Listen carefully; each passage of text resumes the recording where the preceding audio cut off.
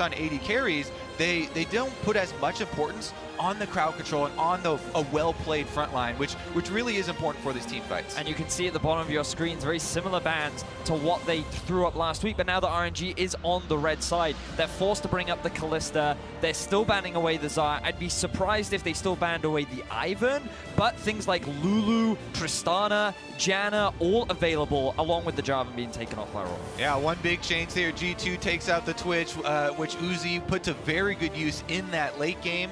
As you said, Trist is definitely still available, along with Kog'Maw, so probably those would be the two that we're looking at trading, and G2 jump back on the Lulu. Again, RNG have the option for that Janna that they have used so effectively. And you would imagine that Royal right now would look to try and get themselves the Sejuani and the Tristana if they're just looking to play meta, and G2 can then answer with a Varus, who we've seen can match the Tristana in the laning phase, especially paired up with a Lulu. We'll have to see how well G2 Esports can work around that AD carry if they lock it in. Of course, Ming, 3 games played, 3 Jannas already. The Rek'Sai's locked in for MLXG here on the side of RNG and taking their time as we open up day 2 of week 2. Already going to see maybe a little bit more early game here. Warrior Rek'Sai, all the rage at the moment.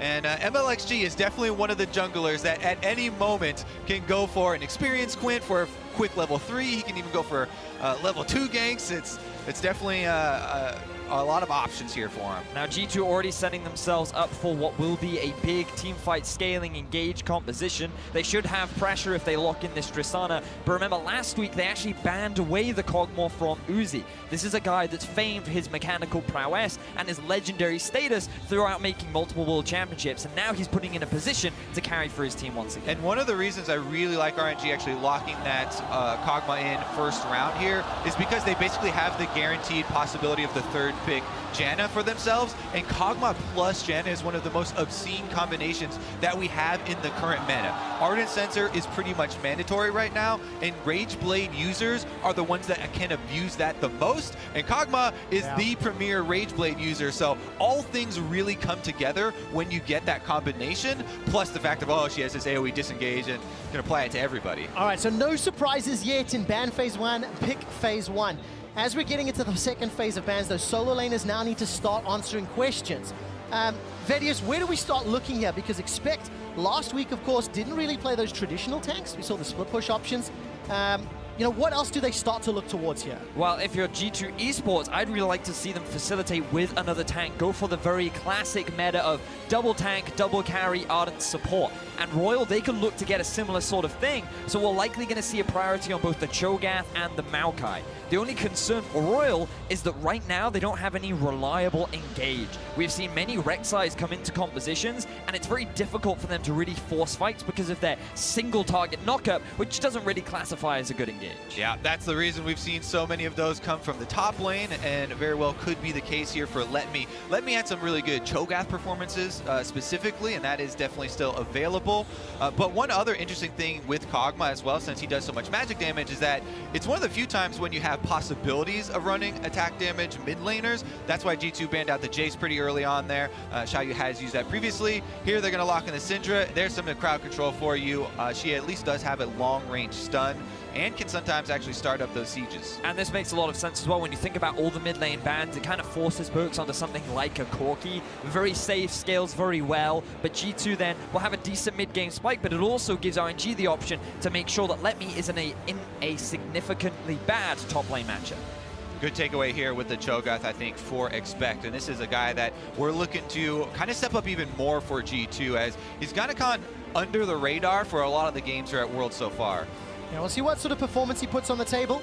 Last time around, or last week rather, Shen and Na left a little bit to be desired, but on the side of G2, Corki to round out the team composition. We're seeing this more and more, especially with all the bans. Now RNG could go for the Shen themselves here. It does fairly well into the Cho'Gath. We saw Longju utilize it fantastically yesterday, and while you think initially Rek'Sai not a great engage, it synergizes very nicely, but instead they're just going to focus going for that tank. He does struggle a little bit up against the Cho'Gath, but he's going to provide plenty of utility, and he has that good flanking option, especially synergized with the Syndra. I really like like the Maokai lock in here for RNG at the end. With the area that you can control with the ultimate just synergizes so well with the way they want to play the 5-on-5 fights, having the Kog'Maw, Syndra, and Janna kind of protect each other in the backside. So this looks like it's going to be, no surprise, meta draft for both teams, and we might have another one of those long games. And we need to see whether or not G2 can handle themselves this time around. They were so close last week. You heard Jat on the analyst desk talking about some of the early game from G2 Esports. What do you think of how they're going to handle themselves early into mid as we look at the team comp here, Vedius? Well, I think they have pressure top. I think they have pressure bot. I think mid is fairly even, except Syndra's just kind of obnoxious in the mid lane. So for RNG, a lot of focus is going to be on what can MLXG do. Because one of the big advantages that MLXG has as a player is he is not afraid of anyone. He loves to invade. He loves to utilize early game pressure. When you have Syndra in the middle lane, pressure is abundant. The good old double-edged sword of not having fear. Sometimes fear can be a healthy thing. It can be, but when you're the 3-0 team in the group, it seems like it's working in favor of Royal Never Give Up. The crowd, you can hear them roaring already. Definitely behind their #2 representative, of course, coming up against Europe's #1 in G2 Esports. I love seeing the crowd and I love hearing them. And of course, this will be kicking off day 2 as G2 Esports take on Royal Never Give Up. Of course, the last time these two teams faced off, it was RNG that managed to pick the game up. And just as a reminder, all of Group C games will be played today. We will find out the next 2 teams to make it into the quarterfinals.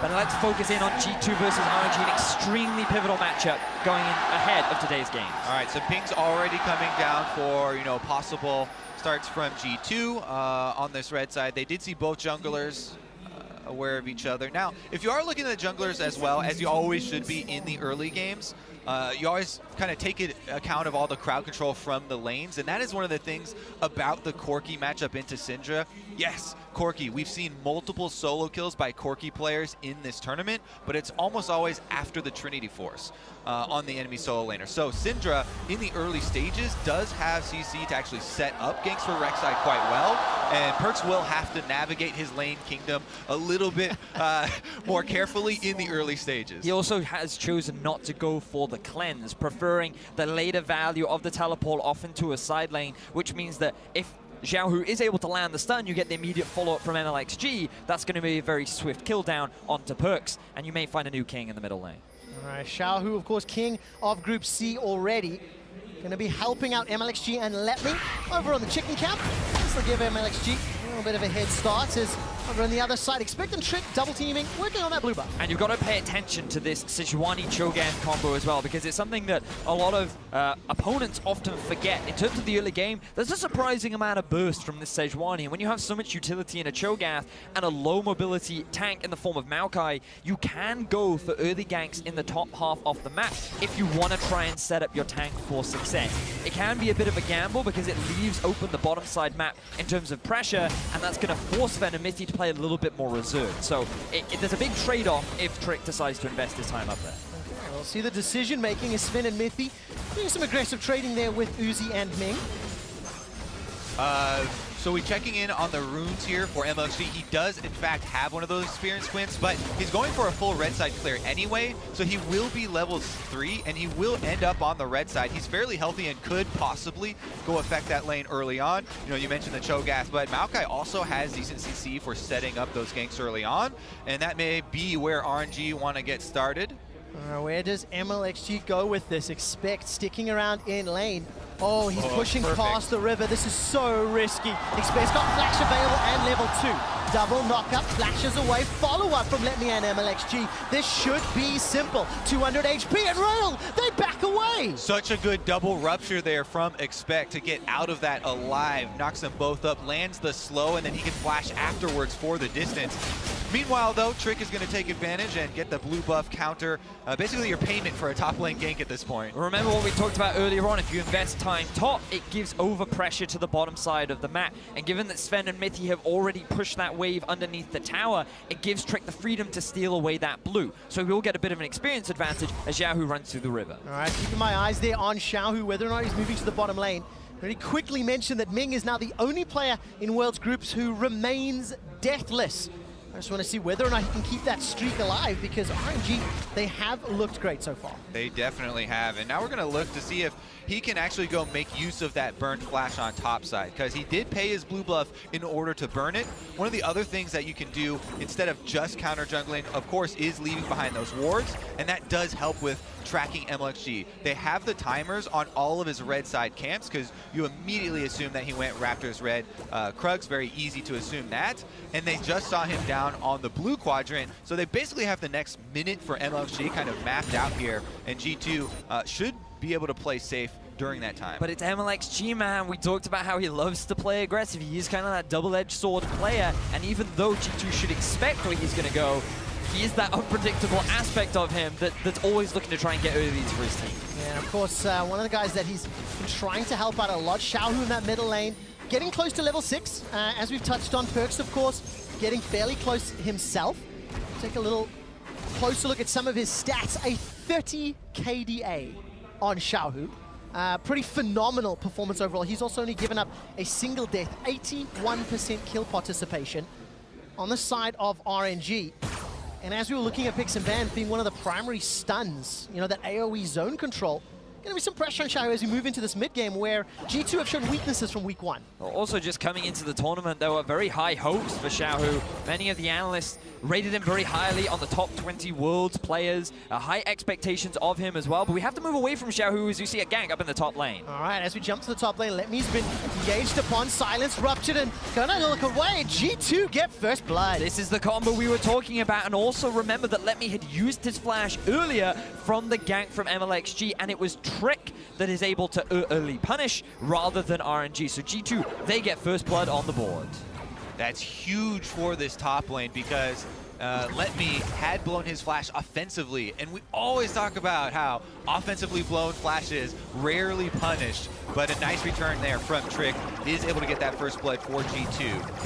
G2 maintain 100% first blood across all 4 of their games. MLXG is going to look for a reply though, but with Valkyrie and Flash, a little optimistic. Plus the wards that Trick left behind on his invade into RNG's red side quadrant of the jungle allow them to see MLXG on that mid lane approach. Here's another look at how it started out though. Rupture lands from Expect to start it out, and Trick knows there's no flash on Letme, so it's going to be an easy flash in for him and get the stun. I don't know why Trick decided to use his flash there. Perhaps he just wanted to guarantee the crowd control, but regardless, he will land that CC. They will get the kill, and G2 off to a good start, but not that significant of a lead just yet. No, it really isn't. Of course, Letme's got a small CS advantage thanks to that gank earlier in the day. MLXG clearing out fairly well. Sven and Uzi, by the way, they have backed after this 6.5-minute laning phase. The cull is yet to proc for Sven.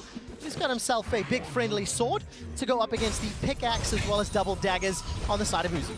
Yeah, Sven has definitely been one of the early adopters of the cull as far as the way the meta has been trending here, and he actually has been playing it very well in the early games. A lot of good stats for Sven and Mithy. And we have to look back at the last time these two AD carries matched up, because Sven, he was all about that early game dominance. He had a pretty significant CS advantage over his lane opponent, but things really started to shift come the team fight. And of course, that's their average CSDs across groups. The TF KDA is the team fight KDA, and that is any situation where there's a 4 versus 4 or more. So 4v4s, 4v5, 5v5s. Uzi, just with a casual 15 team fight KDA, it helps when you're on the 3-0 team, of course. It definitely also brings up the memory of that fight around Baron, where he just came in and wiped the entire team of G2 and really started to shine. Memory or nightmare, depending on your perspective, of course. Mithy and Sven deciding to go forward, rocket jumping backwards as Ming was setting up that Howling Gale to interrupt. Good chunk of damage down into Sven, no summoners blown yet. And Mithy, well, actually this whole bottom lane getting closer to their ultimates. There we go, just dinging for Uzi and Ming, slightly ahead of G2's duo lane. So now the question is, when did G2 start investing their resources bot side, or do they even bother? Because their composition does scale well, but so does RNG's. Both teams have a big frontline tank, both have hyper-scaling AD carries, but you always look at that Kog'Maw and you think, in the late game, he's a really terrifying champion to deal with, especially when he's backed up by a Janna, who's kind of the queen of peel in the current metagame. Queen of peel, 4th game in a row for RNG, and in terms of week 1 performances, it was G2's mid-game decision-making, mid-game shot calling that arguably cost them. several games. Let's see how well they have improved at his trick. Throws out the Glacial Prison. That's going to get the flash from Xiaohu. Good reaction time from RNG's mid laner. Yeah, good reaction time. Also, always a worthwhile trade for Sejuani. You know, slightly low cooldown there on the ultimate. And Xiaohu, you have the two options there. Since there's no follow-up CC, he could have instantly cleansed it as soon as it hit, but he then probably would have taken more damage from at least a Frost Bomb or something, maybe an auto attack from Perks with the package. So exactly. He immediately wants to flash out of there. Doesn't want anything crazy to happen. I think it was the package that he was truly scared of. And also, you talked earlier on in the game about how we've seen Corkis get solo kills down onto Syndra. Having that flash not available is going to give G2 a big advantage. Now G2 roam down for the Dragon. All right, Dragon starts it off by MLXG, takes a lot of damage. Void Rush comes out, Dragon tags Perks as well. MLXG gets away, Perks gets the backup of Miffy, and all of a sudden G2 might be smiting this one down. Teleport cancelled from Expect as Trick secures it. Can RNG do anything on the back end? Perks takes a chunk of damage as RNG back away. G2 get first Dragon. Yeah, that was a slick escape from MLXG, but we got a glimpse of the double-edged sword there. G2 happy to slip in and take that objective. As you said, it did come at a cost though. So teleports will be desynced, and with Perks using his to get back to lane now, there is actually going to be a TP advantage for RNG. And they have the opportunity to force things down in the bottom lane. You can see that Uzi has a fairly healthy CS advantage in the bottom lane. MLXG also poised and ready with his Skirmisher Saber to look for these kind of early fights, and they could try and force something down the bottom lane as MLXG is already making his way there. All right, Void Rush is on cooldown though. Let's see how they're going to try to stick to target. Xiaohu coming around through the river, no flash available. Sven and Mithy, summon a heal already used. The Howling Gale connects. Sven's throwing out the Buster Shot, interrupts the rocket jump. Now Sven's in trouble. That's RNG with the first kill of the game, and they back away. RNG don't even need the teleport because they burst Mithy down before he can even use his ulti. Getting that crucial kill onto Mithy and also setting up their bottom lane for success is a great way for RNG to answer back the first blood. Oh, MLXG, he's been spotted. Trick's flashed over for this one, but there's a turret. Now all of a sudden, Trick is used the flash, didn't really get anything for it. It looks like MLXG with some quick reactions there was ready for that. As soon as the flash comes over and the ult is in the air, he clicks on the tunnel. So even though the stun lands, still slides on out. And I still have horror memories of Sven getting caught by those Sejuani ultimates last week. But here's a replay of RNG's first kill. Now, keep your eyes on the vision on the minimap. They ping out Syndra, and that's actually what makes them realize they're in trouble. Unfortunately for them, it's a little too late as MLXG gets the knock-up onto Lulu, preventing Mithy from actually being able to use the ult on himself. Maybe he should have done it a little preemptively. You can debate that for days, but the point is RNG get the kill. They are still a little bit behind on goal. All right, Xiaohu's now being surrounded by several members of G2. Valk forward comes up, very good stun from Scatter the Weak. Perks and Mithy not going to be able to do anything more. It's a 700 gold lead for G2 Esports. They've got themselves the first Dragon, the first Blood. No real control on the tower damage yet. However, we're going into this mid-game on fairly even footing. I really do like this first purchase that I'm seeing from Expect. You know, he was the guy that got the first blood for G2, so a lot of extra money. Adaptive Helm is so good versus RNG team. Works well versus Syndra, works well versus Kog'Maw auto attacks even, and has magic resist for his lane opponent. So kind of covering a lot of bases there and spending that early money effectively. On the bottom side, however, we may be in for some action. Yeah, action or the tower. Minion wave going to be the focus here. Sven uses that satchel just to try blow up the wave. Valk forward again from Perks. He's looking for Ming. That's going to be a summon a heal. Eye of the Storm buying some time. Waiting for that E to time out. Trick got the prison.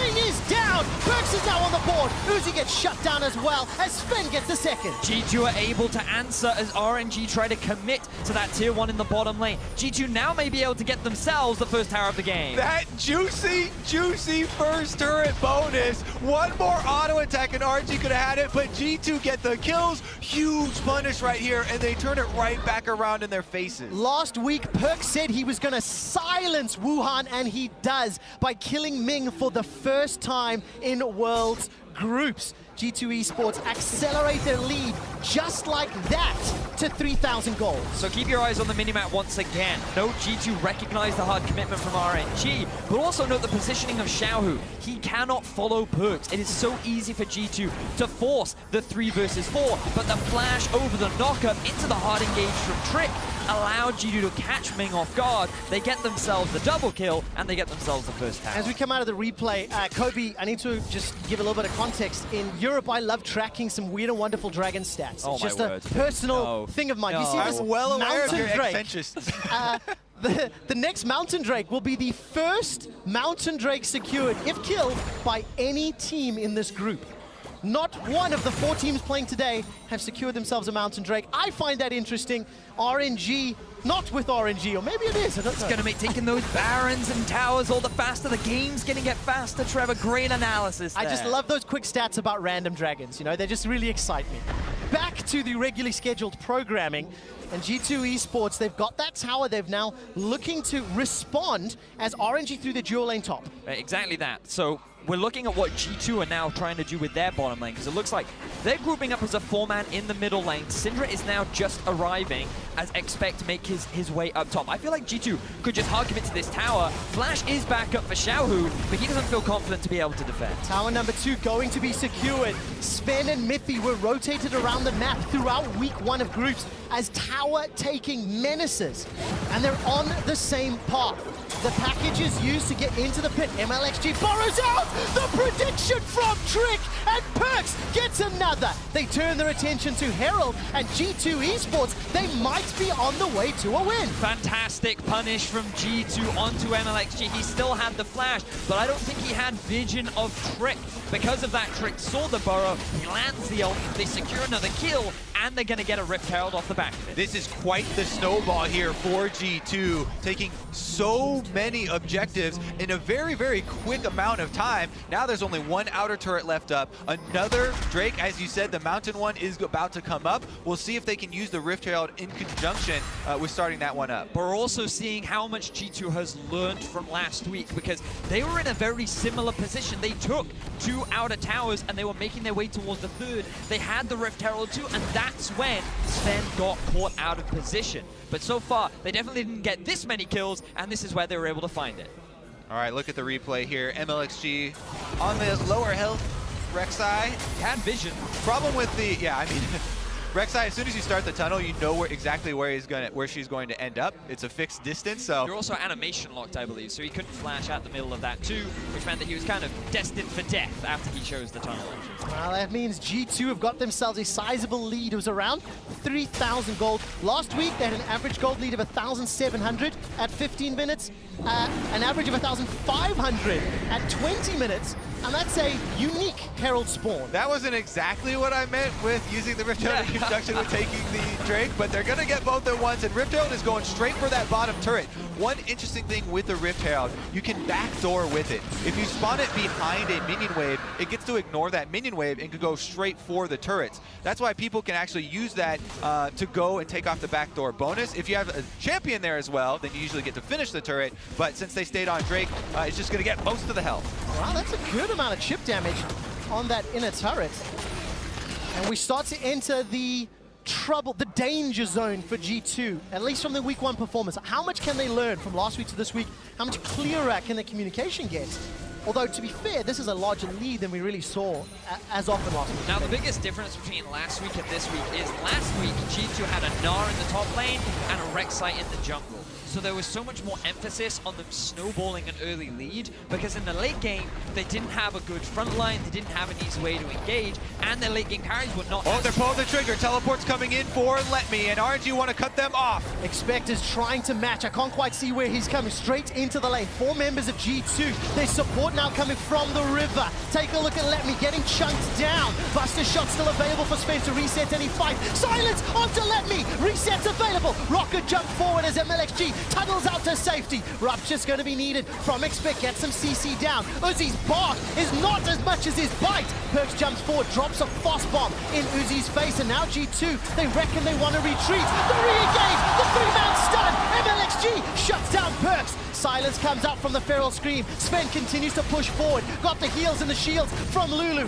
Now G2 are routed, are running. The Void Rush comes out. Body block. Trick looking for the stun. MLXG's double-edged sword stabs himself. Now Expect is the target from Uzi. Running low on mana. The extended fight ends in a 2-for-1. Yeah, problem with Rek'Sai going in there. After you jump out with your ultimate, can't get a knock-up on the way out. Goes down and an extra kill over to G2 after RNG had them on the run. But what a long fight from both teams. It felt like G2 had the initial setup. They were the ones that were in the advantageous position. And keep your eyes on the TP that we see from initially Expect was extremely far away, but then this TP from Perks, because he makes it difficult for Let Me to really commit. He's kind of left out to try, and this is where things start to get messy. I think it is a good engagement there from Let Me to try and take advantage of the misposition, but he gets focused because there's a slight distance advantage there, and the DPS from G2 are closer, so they immediately burn down the tank. But then when Expect flashes in and Perks valks forward, they kind of expose themselves a little bit here. Good ultimate into stun there from Xiaohu to cut off the rest of the team and allow RNG to focus on Perks. We also saw what we've seen many times from G2, which was a breakdown in communication at the mid-game. Trick was starting to back while they were flashing in for an engagement, and because of this disjointedness, it allowed RNG to come back in, get a kill, but then RNG overcommit, and G2 get the punish. Yeah, Rek'Sai ultimate, not really a good engagement tool, re-engagement, because you end up above ground, plus then the silence, and there weren't many options for him after he decided to use that. G2 back out on the field. They still have a very significant gold advantage, and now with the package, RNG have to be fairly wary about some offensive moves. 4,000 gold lead and 2 dragons in the bank at 20 minutes. Take a look at the itemization. Jen says it's double items for Sven. iEdge as well as Static Shift. Got himself the Zeal. Trinity Force has been sitting with Perks for a touch. Righteous Glory for Expect. Over on the other side, it's really 1.5 items. Yeah. So there's a big power trough on the RNG side in contrast to G2. And remember what we were talking about with regards to engage. G2 have a lot of it. RNG are relying very much on a flank, which Let Me now has less options for as an engage happens to start. Another great prison. Ming is shut down for the second time in the tournament. Uzi is blown up under the tower as the explosive charge helps out. That's the 3rd tower of the game. Extends the gold lead to 6K. Kobe, earlier in the day, you and I were saying, you know what's really good in this meta? CC and tanks. And right now, Trick is proving why as they set themselves up for the Baron. No hesitation here from G2 on starting up this Baron. They do have the feast from Expect, so you would assume if all things go to plan that he'll be able to, just get that 1,000 true damage off. We're about to find out. Very close. 1,600 HP. Looking for the burst, and it is secured by G2. Got to hype up the potential steal, but that is now a monumental advantage for the #1 EU LCSCs. Now, G2, they simply group up top, and they use the fact that Let Me doesn't have the TP to come in for the collapse. Ming is super squishy. He doesn't have flash. Oh, he does even have flash. He doesn't see the play happening. And G2, very swift dive in the top tower. You know what's becoming extremely effective in this meta is targeting the support player. Because by rushing Ardent Sensor and investing so much in gold generation, the supports are inherently extremely squishy, and oftentimes the best targets. If you take out the support, you take out the Ardent Sensor, which is the heart of the team fight nowadays, and they jumped right on him. So good move there. Now we'll see what they can do with Baron. Well, Sven with that 3rd item completed, by the way, rapid fire cannon. Trick decides to go in onto Xiaohu. The tower's also below. Sven and Perks just blow up. Let Me in the top lane. They're not done sieging yet. RNG are now looking at losing an inhibitor tower. G2 Esports at 22 minutes. They've come to play. Inhibitor turret is down. Inhibitor will be the focus as well. And this will stun not only Wuhan, but many, many onlookers.